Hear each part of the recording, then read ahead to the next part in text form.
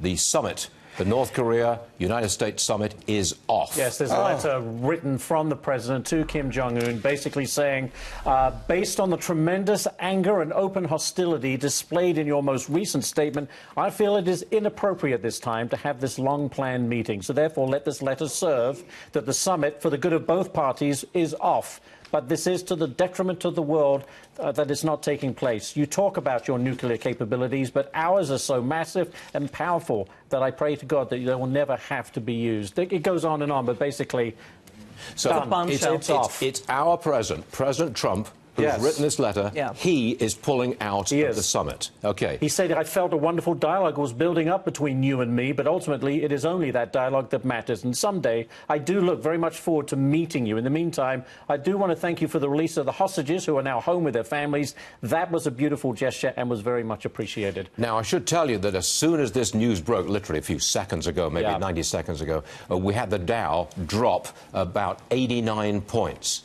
We've come back. Now we're down 70 points, which implies to me that the summit was not a big mover of the stock market in the first place. Because if you're only down 77 when the summit is called off immediately, just like that, it implies that it's not a big deal for investors. That's an important point. And because the Secretary of State, Mr. Pompeo, has been warning for days now that the fate of this summit rests with Kim Jong-un. And after the vice president had that sit-down interview with Martha MacCallum, they went full bore attacking the vice president, calling him stupid, ignorant. And so this does not sit well with U.S. negotiators on this side of the aisle when it comes to that summit. And Ashley, did the president, in his letter, refer to the extraordinary hostility from the North Koreans? I mean, they did call Vice President Pence a political dummy. It just says, based on your rhetoric and your tremendous anger and open hostility, does not name the Vice President in particular. He says at the very end, look, if you change your mind,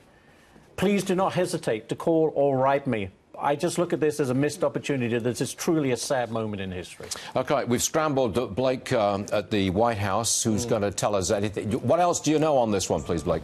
You know, Stuart, I was speaking with a couple of my colleagues here earlier today, and we were talking about whether or not we should contact the vice president's office to see if they had any sort of statement, any sort of reaction to the North Koreans who had called one of the top officials, the vice president, a political dummy, which you guys were just talking about. And I didn't even email them because we figured there would be no reaction from the level of the vice president's office. All of this is held at such a high-level discussion at this point.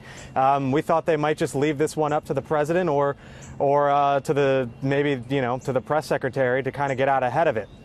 They very clearly left it up to the president, because you just saw the letter that Donald Trump, the president, had put out, in which he essentially says the rhetoric that you had used against the vice president is either the reason or one of the reasons that this is not happening going forward.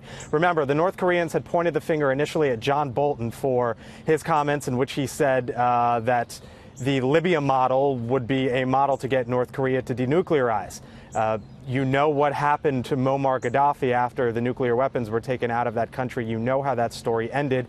The North Koreans did not like that comment at all. Mike Pence, the vice president, was commenting about that in his interview with Martha MacCallum, and then they took their anger from John Bolton over to Mike Pence. And now that has appeared to at least gotten to a level to where the president has said enough is enough. This summit is off. We can tell you there had been plans, Stuart, for top administration officials.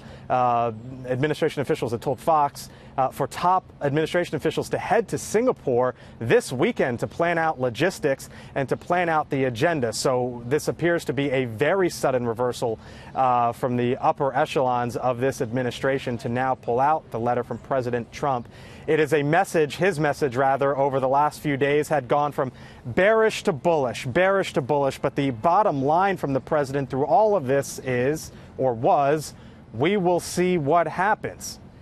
At least for now, Stuart, what is happening is no summit. This has been called off from President Trump in a letter today. Blake, thanks very much indeed. We'll get more from you in a moment.